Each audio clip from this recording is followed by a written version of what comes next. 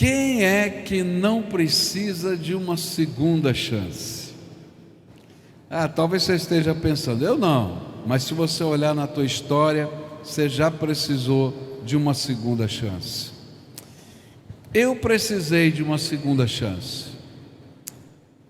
Comecei a caminhar, me enveredar para o ministério e me tornei seminarista da Igreja Batista da Lapa, em São Paulo. E o meu pastor então me deu um desafio. Falou assim: nós temos uma congregação que fica nesse bairro e você vai trabalhar lá para plantar uma igreja naquele bairro. E eu tenho que confessar para vocês, eu quando seminarista me achava, tenho que falar a verdade, era um dos melhores alunos do seminário, notas altas. Eu falei: que maravilha, vou entrar agora para o ministério, vou entrar nesse trabalho. E quando eu cheguei lá, eu vi que a coisa não era bem assim. E trabalhava, e aquele trabalho não ia crescendo. E a coisa foi tão ruim, mas tão ruim, que a igreja que me mandou para lá fechou o trabalho. O terreno foi desapropriado para construir um viaduto. E eu pensei assim: Senhor, eu vim aqui para matar a igreja em vez de construir a igreja. E aí eu precisei pedir para Jesus uma segunda chance para ser pastor, para aprender com Ele a pastorear. E se não fosse Jesus ter me dado uma segunda chance, eu não estaria aqui hoje. 43 anos de ministério. Porque todos nós precisamos de uma segunda chance. Então olha para quem está perto de vocês assim: eu também precisei ou preciso de uma segunda chance. Fala a verdade. Se você olhar para a tua história, vai encontrar isso. Pessoas que confiaram em você, disseram: ok, vamos fazer de novo, vamos tentar mais uma vez. E eu quero falar sobre como a graça de Deus é especialista em nos dar uma segunda chance. E eu quero olhar para a história de uma mulher que se encontra nos evangelhos. O texto é longo, mas me permitam ler esse texto, porque é palavra de Deus e ela tem uma mensagem tão profunda para nós. Se encontra no Evangelho de João, no capítulo 4, a partir do verso 4, onde a palavra do Senhor vai nos contar a história de uma mulher samaritana, que tem um encontro com Jesus e Jesus lhe dá uma nova chance. A palavra do Senhor diz, a partir do capítulo 4, versículo 4: no caminho, Jesus, ele tinha de passar pela região da Samaria. E ele chegou a uma cidade da Samaria chamada Sicar, que ficava perto das terras que Jacó tinha dado ao seu filho José. E ali ficava o poço de Jacó. Era mais ou menos meio-dia, quando Jesus, cansado da viagem, sentou-se perto do poço. E uma mulher samaritana veio tirar água, e Jesus lhe disse: por favor, me dê um pouco de água. E os discípulos de Jesus tinham ido até a cidade comprar comida. E a mulher respondeu: o Senhor é judeu, eu sou samaritana, então como é que o Senhor me pede água? Ela disse isso porque os judeus não se dão com os samaritanos. E então Jesus disse: se você soubesse o que Deus pode dar e quem é que está lhe pedindo água, você pediria e ele lhe daria água da vida. E ela respondeu: o senhor não tem balde para tirar a água e o poço é fundo, como é que vai conseguir essa água da vida? Nosso antepassado Jacó nos deu esse poço, ele, os seus filhos, os seus animais beberam água daqui. Será que o Senhor é mais importante do que Jacó? E então Jesus disse: quem beber desta água terá sede de novo. Mas a pessoa que beber da água que eu lhe der, nunca mais terá sede, porque a água que eu lhe der se tornará nela uma fonte de água que dará vida eterna. E então a mulher pediu: por favor, me dê dessa água, assim eu nunca mais terei sede, não precisarei mais vir aqui buscar água. Vá chamar o seu marido e volte aqui, ordenou Jesus. Eu não tenho marido, respondeu a mulher. Então Jesus disse: você está certa ao dizer que não tem marido, pois já teve 5, e este que você tem agora não é de fato seu marido. Sim, você falou a verdade. E a mulher respondeu: agora sei que o Senhor é um profeta. Os nossos antepassados adoravam a Deus neste monte, mas vocês, judeus, dizem que em Jerusalém é o lugar onde devemos adorá-lo. E Jesus disse: mulher, creia no que eu digo, chegará o tempo em que ninguém vai adorar a Deus nem neste monte, nem em Jerusalém.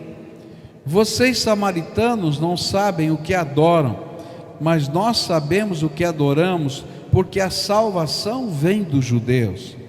Mas virá o tempo, e de fato já chegou, em que os verdadeiros adoradores vão adorar o Pai em espírito e em verdade, pois são esses que o Pai quer que o adorem.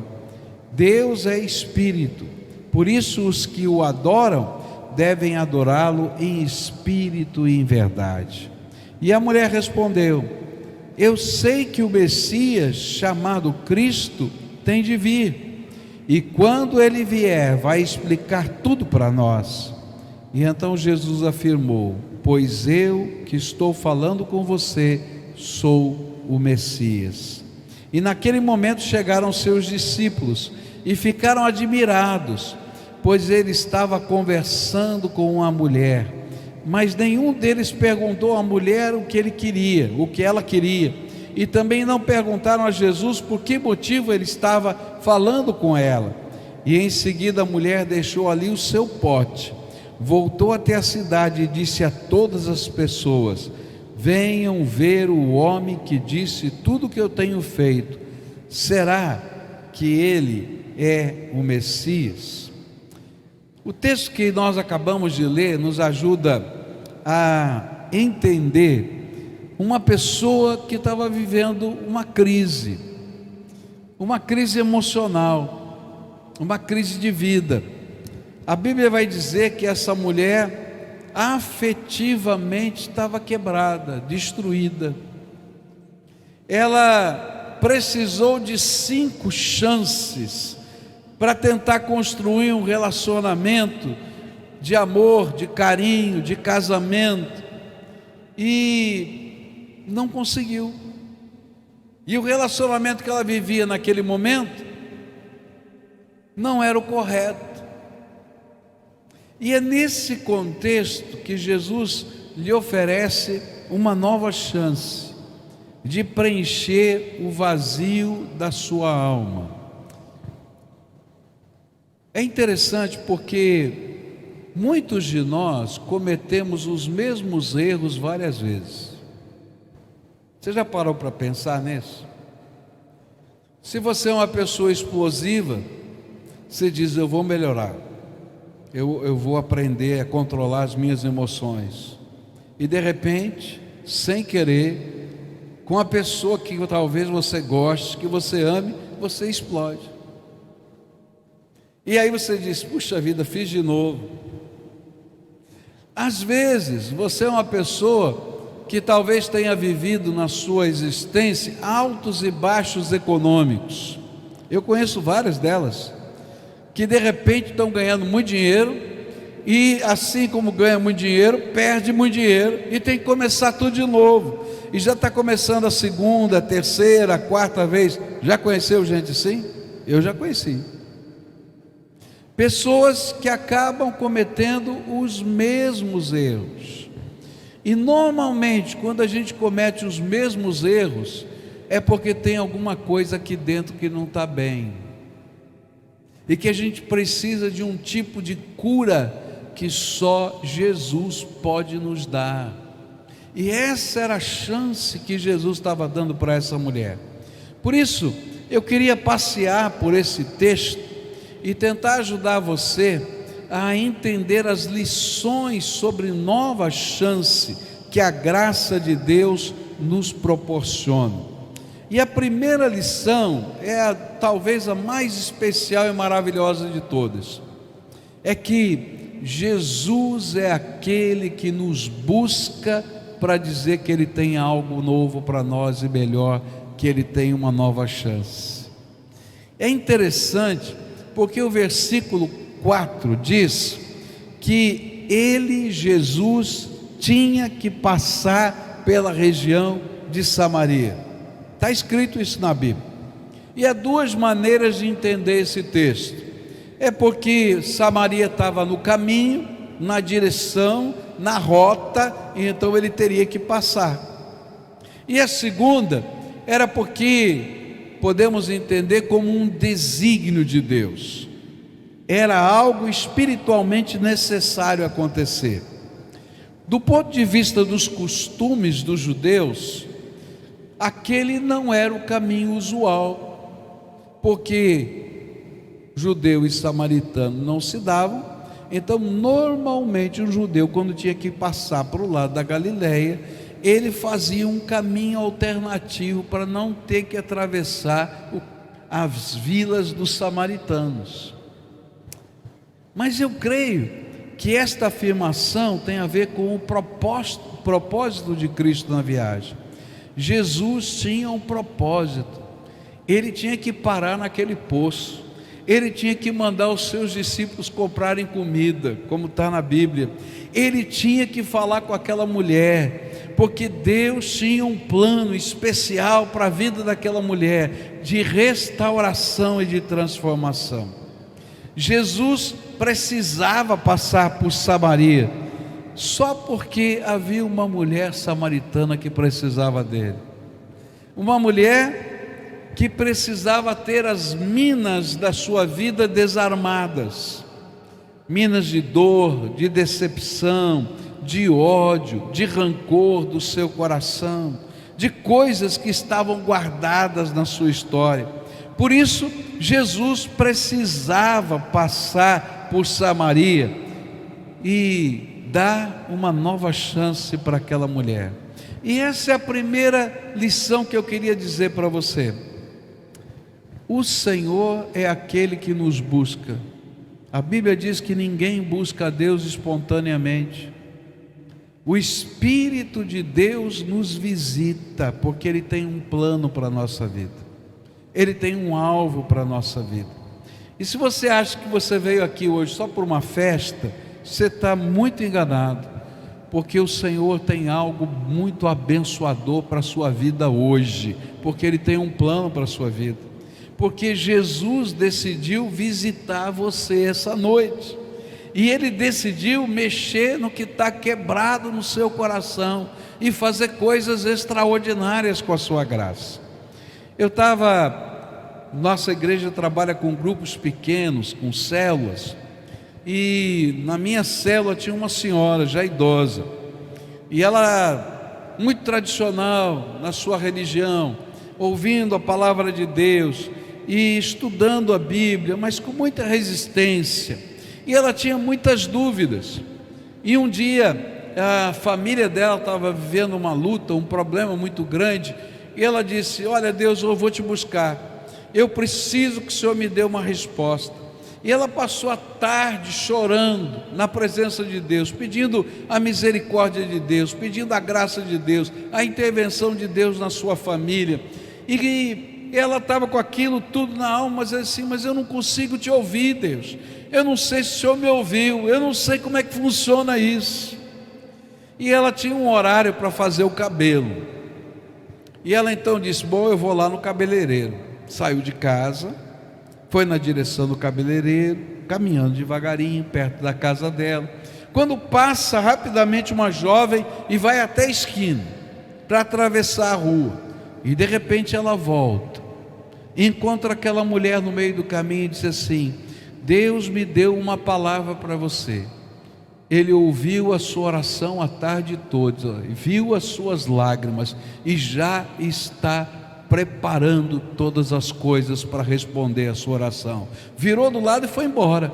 E aquela mulher ficou atônita. Me lembro que ela chegou na célula à noite dizendo assim: Deus se importa comigo, Ele está me ouvindo, Ele está me vendo. Eu quero dizer para você, Jesus se importa com você, Ele está te ouvindo, Ele está te vendo, Ele está passando pela sua vida, porque Ele tem um propósito para com você. Não é por acaso não, é específico. Segunda coisa que a gente vai aprender aqui nesse texto, é que às vezes, mesmo Jesus estando do nosso lado, e mesmo Jesus nos oferecendo a oportunidade de restaurar a nossa vida, de nos dar uma segunda chance, terceira, quarta, quinta, sei lá qual é o número que você precisa, às vezes a gente está endurecido, e a gente está lutando com o Senhor.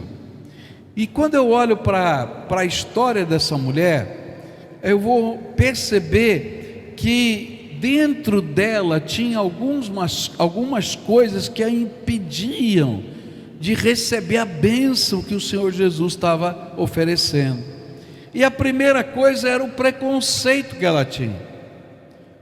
Judeu falando com uma samaritana e uma mulher. Primeiro, judeu não falava com samaritano, e muito menos um homem naquele tempo falava em público com uma mulher. E de repente Jesus quebra todas essas questões e diz: olha, eu quero te falar da água da vida, tem algo tremendo para você.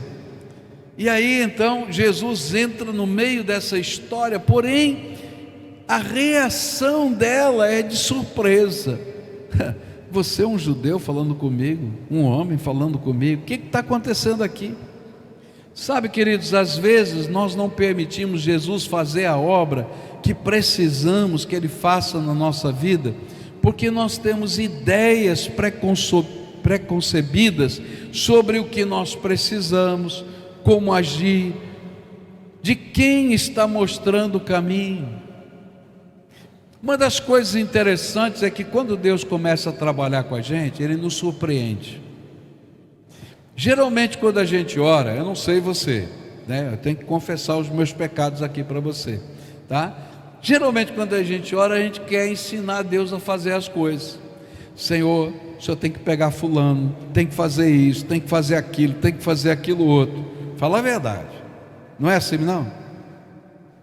E aí o Senhor diz assim: o Deus sou eu, deixa eu fazer do meu jeito.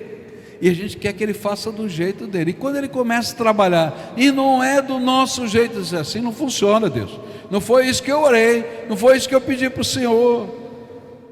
Porque a gente tem ideias preconcebidas na nossa mente, mas Deus não tem o bom para a nossa vida, só tem o melhor. O bom não presta, o melhor é melhor. E Ele tem aquilo que a gente nem imaginou que Ele pode fazer.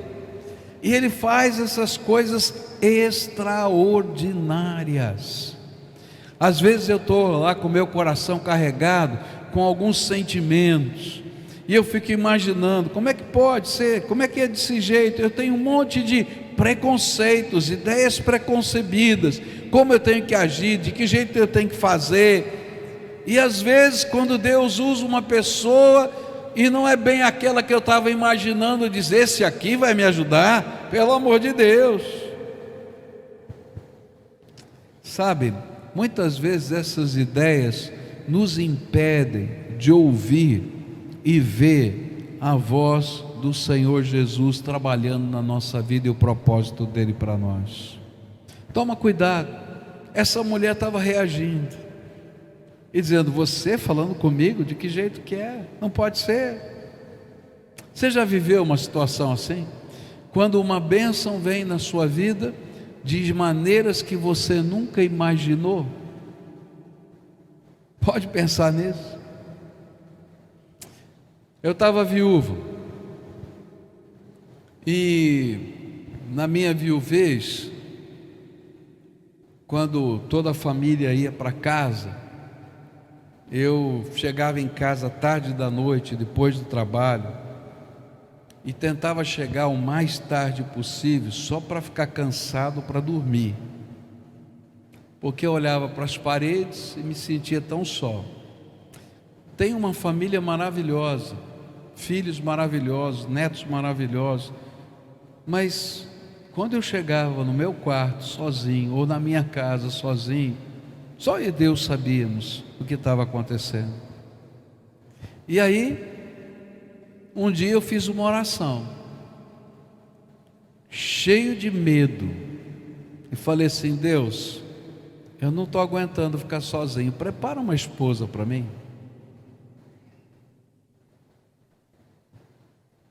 Aí eu dizia para Deus no dia seguinte: apaga tudo que eu falei, eu já me arrependi, não está bem, já estou melhor, tal. Mas até que chegou um ponto que eu disse: Senhor, tenha misericórdia de mim. E aí eu fiquei pensando, como é que podia ser isso? E eu tinha uma série de ideias preconcebidas, tinha mais ou menos a data que eu ia começar a pensar nisso, o lugar, como, de que jeito, de que maneira. Mas Deus tinha um plano diferente. Ele ouviu minha oração, tocou o coração da Mirna, que morava em Taquarembó, no interior do Uruguai, deu uma visão para ela e mandou ela vir para o Brasil para cuidar de mim. Eu não sabia disso. Levaram meses para eu conhecê-la, mas Deus tinha um caminho. E quando ela chegou, eu disse: essa não, Deus, é muito jovem. Por quê? Porque a gente tem ideias preconcebidas na nossa mente. E aí Deus teve que trabalhar o meu coração. Um dia eu estava orando e falando: Deus, é muito complicado, olha só, é isso, é diferença, papapi, papá. O Senhor me deu um trechinho do Salmo 78 e falou ao meu coração: você já viu água brotar da rocha? Por que você duvida que eu posso te dar pão no deserto?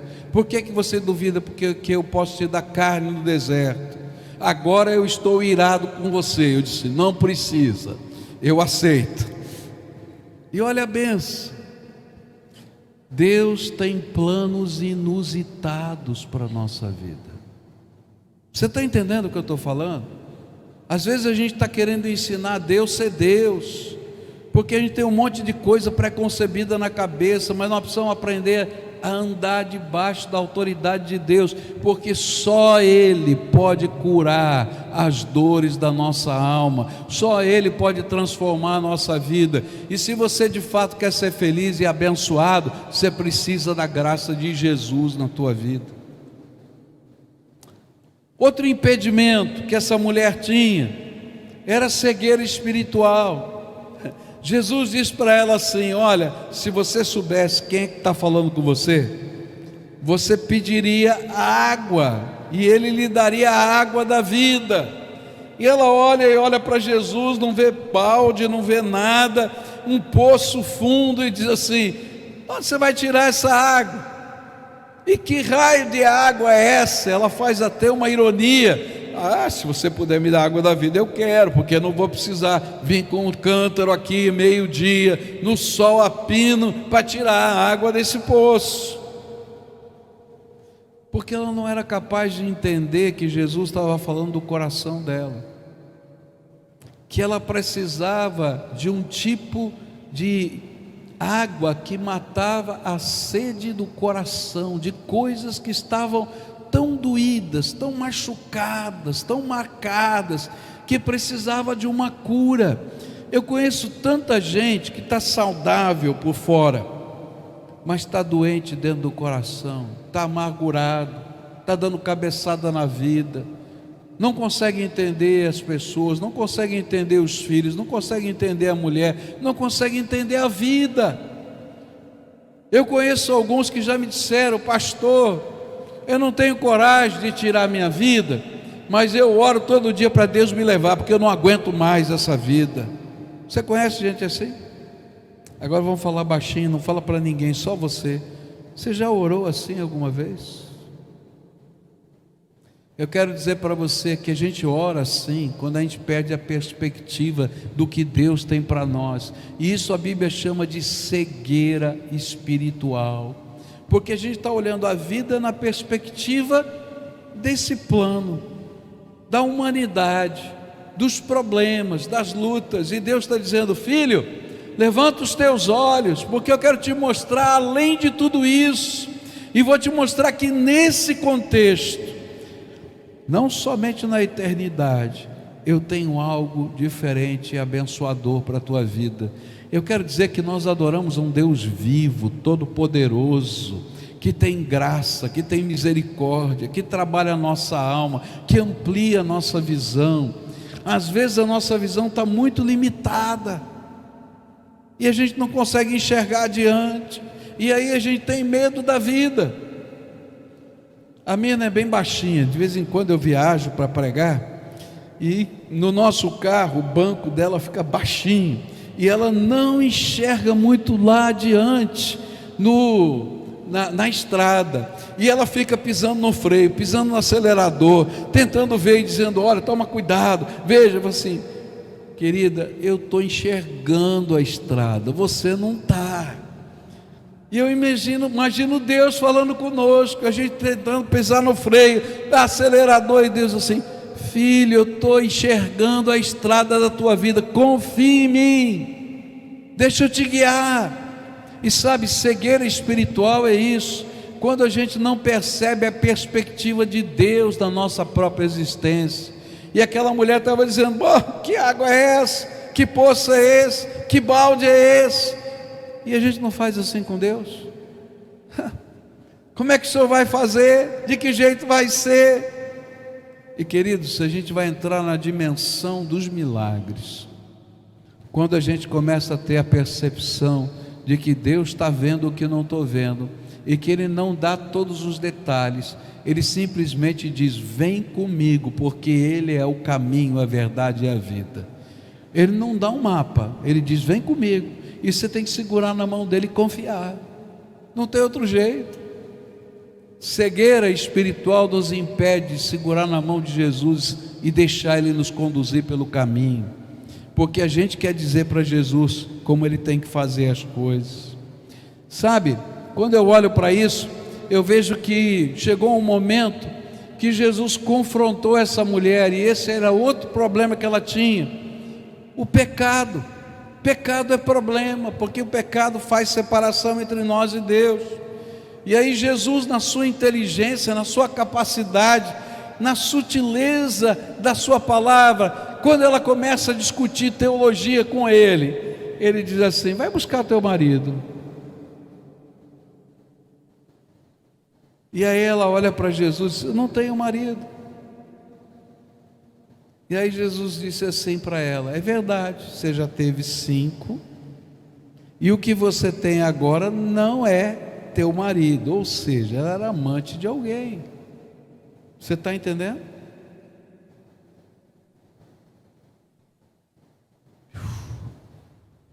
E aí aquela mulher diz assim: agora vejo que tu és um profeta, porque aquilo devia ser um segredo guardado a não sei quantas chaves.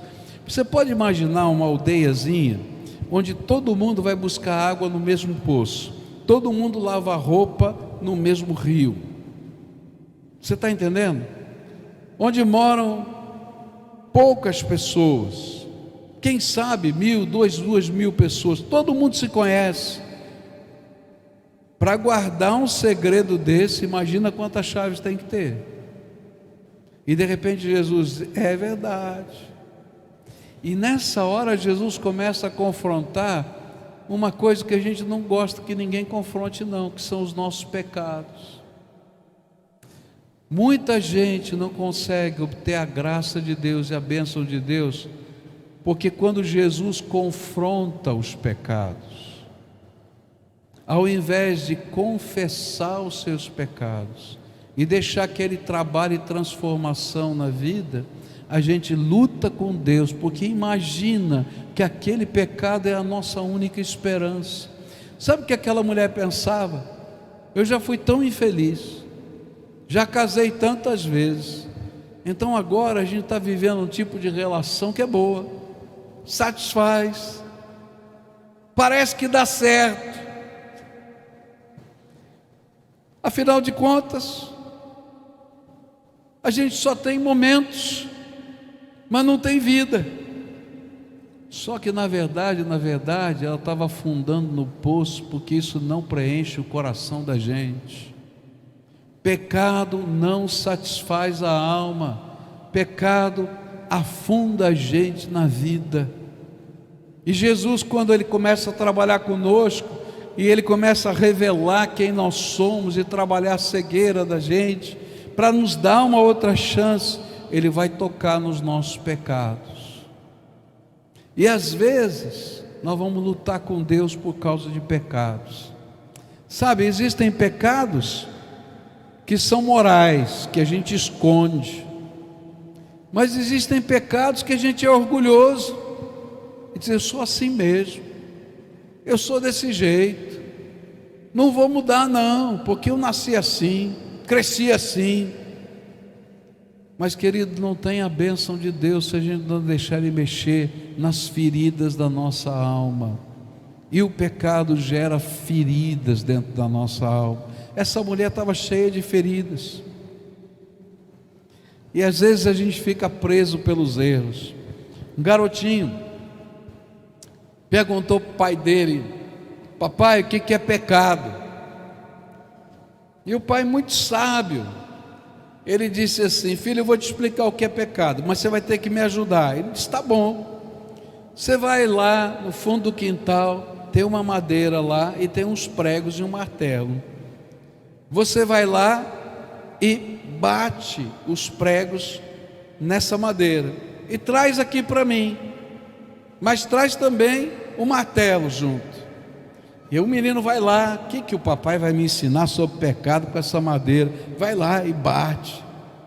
Aí o papai vem e diz assim: olha, eu vou te explicar pecado. E começa a arrancar os pregos e diz assim: o pecado é isso aqui. Quando entra na nossa vida, deixa buracos, deixa marcas. Eu posso até passar uma cera aqui, filho, e tampar esses buraquinhos, mas vão ficar algumas cicatrizes nessa madeira. Pecado é isso, machuca a alma da gente e nos impede de chegar perto de Deus. Tem muita gente machucada, a sua alma está machucada, e sua vida com Deus está quebrada, porque os seus pecados estão fazendo separação entre nós e Deus. Mas sabe o que é maravilhoso? É que Jesus não vai dizer para essa mulher: olha, vai embora, porque você é uma pecadora, vai embora, porque você está traindo, vai embora. Nós fazemos isso, mas Jesus disse: eu tenho para você uma chance. Eu vou te dar a água da vida, e quando a água da vida entrar dentro de você, você vai ter uma fonte tão grande de dentro da alma para fora, algo tão tremendo da graça de Deus, que vai haver restauração na sua vida, cura na sua vida, transformação. E esse desejo que você está buscando de felicidade, num homem aqui, num homem lá, não vai resolver não, mas eu vou te dar algo que vai de fato resolver aquilo que está fazendo falta no seu coração. Jesus decidiu passar por aquela cidade, porque tinha uma mulher que precisava dessa cura, mas ela precisava vencer esses obstáculos.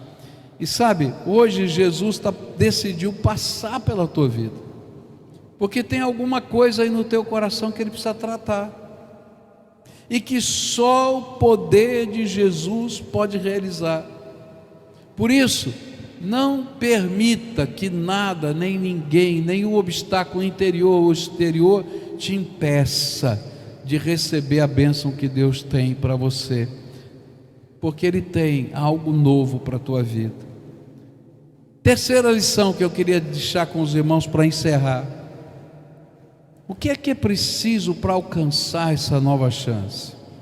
E em seguida a mulher deixou ali o seu pote, voltou até a cidade e disse a todas as pessoas: venham ver o homem que disse tudo o que eu tenho feito, será que ele é o Messias?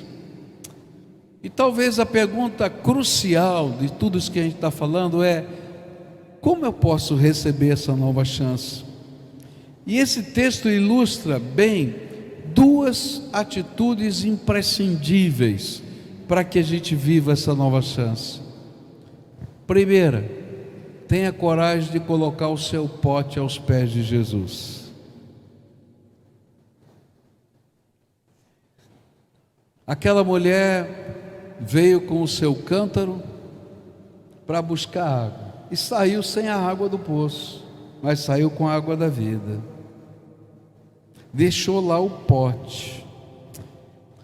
O pote para mim ilustra o que a gente tem que deixar aos pés da cruz de Jesus. Às vezes a gente tem falsas seguranças que Deus tem que desmontar na nossa vida. Tem gente que imagina que vai ser feliz se isso acontecer, aquilo outro. E eu vou dizer até para você, às vezes acontece, que Deus é bom. E a gente olha para tudo aquilo e diz: não está cheio o meu coração ainda. Eu até consegui. E a gente diz: então eu tenho que buscar mais intensamente mais. Então, se você é alguém que um dia sonhou em ter dinheiro, você vai juntar o dinheiro, vai comprar sua primeira casa, o seu primeiro carro, porque esse era o teu sonho. Daí você não está mais satisfeito com o primeiro carro, com a casa, você vai para a segunda casa, para o segundo carro, vai comprar uma casa na praia, vai fazer investimento em tal lugar, e sabe, vai chegar um ponto que você diz assim: não tem fim. Mas aí você olha para o teu coração e diz: está vazio do mesmo jeito. Aí você imagina: não, eu quero ser um cara feliz, eu quero ter os hobbies, eu quero fazer isso, fazer aquilo, e você vai tentar, e Deus é tão bom que te permite até ter. E você um dia vai olhar para tudo aquilo e vai dizer assim: estou vazio. Eu me lembro de um senhor em Manaus que contou o seu testemunho, um homem muito rico, rico até hoje, muito rico, lá em Manaus. E esse homem tinha um problema, ele tinha uma crise de pânico tão intensa, mas tão intensa, que ele não dormia à noite. E tinha um vizinho dele que era crente, e ele se sentia a pessoa mais horrível do mundo, porque ele ligava para o vizinho, porque ele só conseguia dormir quando aquele vizinho ia na casa dele e orava por ele. Ele dizia assim: eu estou parecendo criança. Olha só, eu tenho que ligar para o meu vizinho vir orar aqui por mim. Quando ele ora, eu consigo dormir. O homem riquíssimo, empresas, negócios, mas infeliz. Esse homem, a mulher dele, planejou um atentado contra ele. E um dia ele foi envolvido, não é? Numa cilada. E deram 5 tiros nesse homem. Ele não morreu pela misericórdia de Deus. Depois a polícia descobriu que foi a mulher dele a mandante do crime, para ficar com os bens. Mas sabe o que era complicado? É que mesmo que toda noite ia lá aquele homem orar por ele e dizer: olha, você só vai ser feliz quando Jesus entrar na sua vida, ele só de fato se converteu quando aqueles 5 tiros foram dados, e ele descobriu que a vida dele estava passando muito rápido, e que ele precisava de algo mais e maior que só Jesus pode dar. Se você quer ser abençoado, deixa o teu pote nos pés de Jesus, e nesse pote deixa tudo que está te amarrando, porque Deus tem um plano para a tua vida muito maior. E aí, se comprometa com Jesus. Aquela mulher sai e vai dizer para toda a aldeia: conheci alguém que é o Messias. Vocês também precisam conhecer. E a vida dela começou a ser transformada por causa dessas duas atitudes: deixar o seu pote aos pés do Senhor e buscar o Senhor de todo o coração e se comprometer com Ele. Hoje eu vim aqui convidar você a ter a coragem de largar o teu pote nos pés de Jesus e deixar o Senhor te guiar. Tem uma canção que eu pedi para eles tocarem para mim, para a gente cantar junto aqui. Eu gosto demais dessa canção, que diz: quero ser como criança. Conhece essa canção? Né? Quero, como é que é? Tá a letra aí para a gente me ajudar aí. Alguém pode jogar essa letra aí para mim? Se tiver, quero ser como criança. Está aqui, tá? Quero ser como criança, te amar pelo que és, voltar à inocência e acreditar em ti.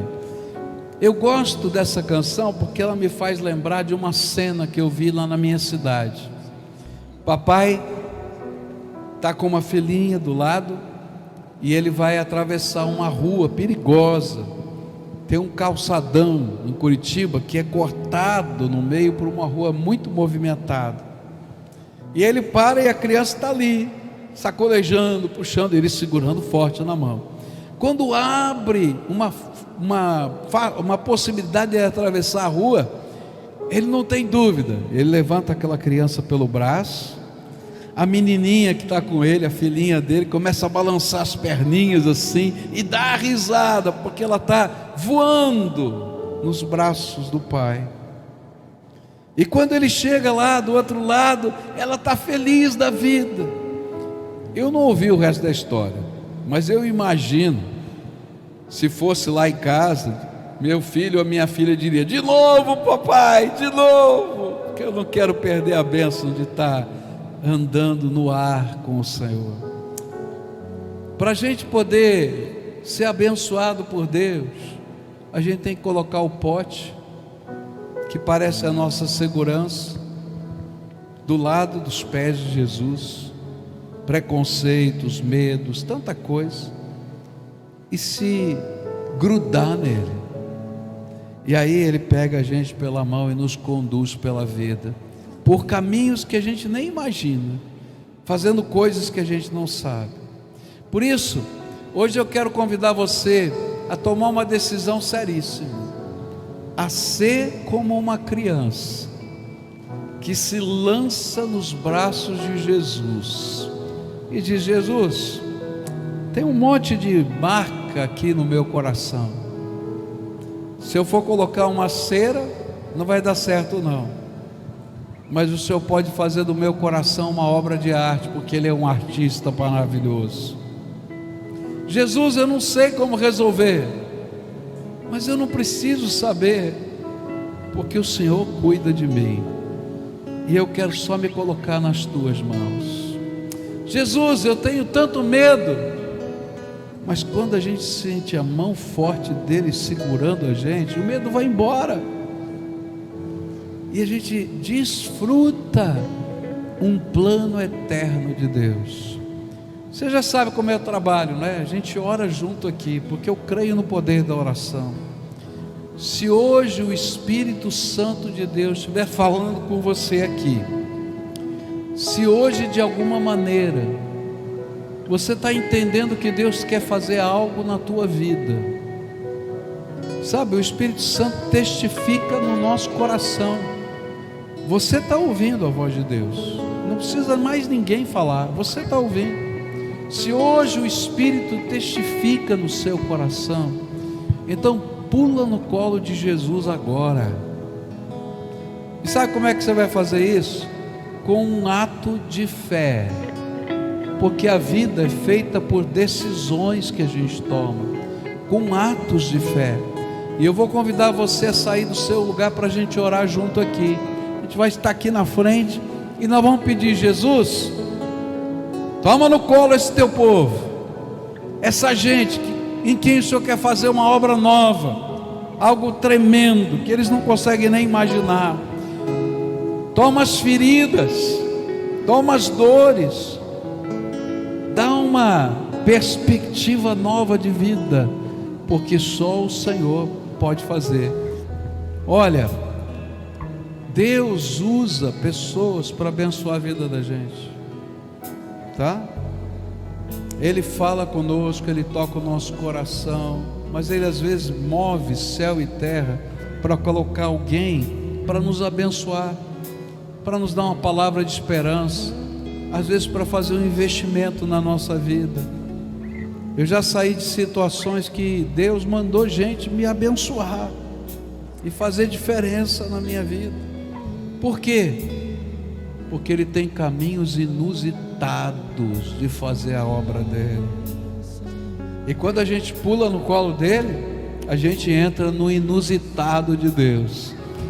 Eu vou dizer para você, vai dar medo, que você vai perder o controle. E quando a gente perde o controle, a gente tem medo. E se você é homem, pior ainda, porque a gente quer saber como vai ser, de que jeito vai ser. Não é verdade isso?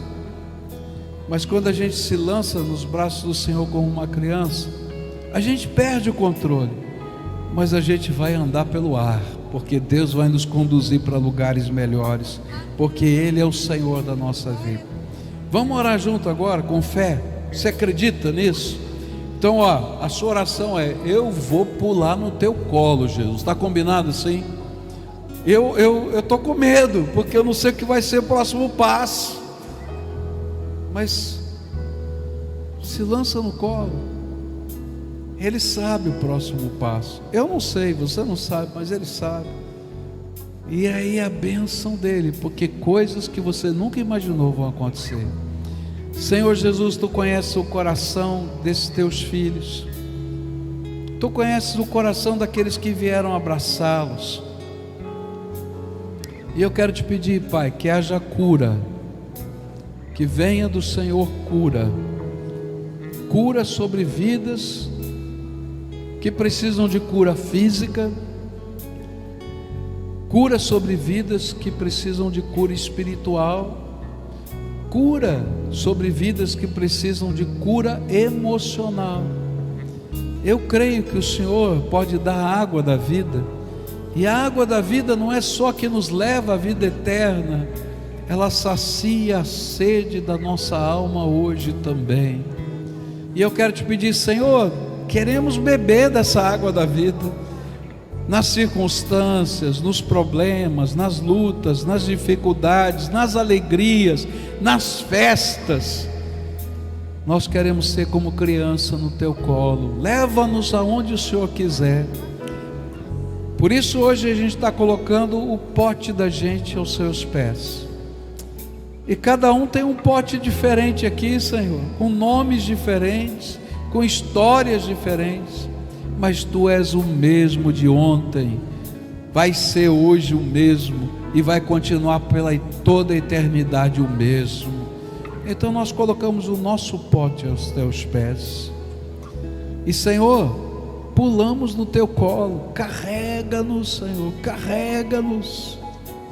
E eu quero Te pedir, Pai, que coisas inusitadas, que a gente não pensou, maravilhosas, incríveis do Teu poder, comecem a acontecer na vida desses Teus filhos.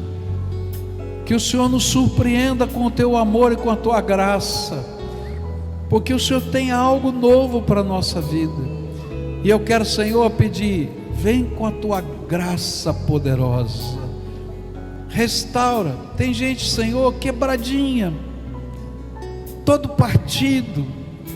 Eu posso até ver os caquinhos. Eu não vou pedir para o Senhor fazer um remendo não, porque vai ficar feio demais.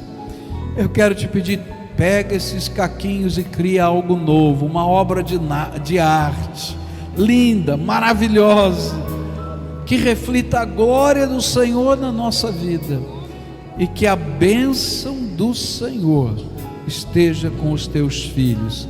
É aquilo que eu oro em nome de Jesus. Amém.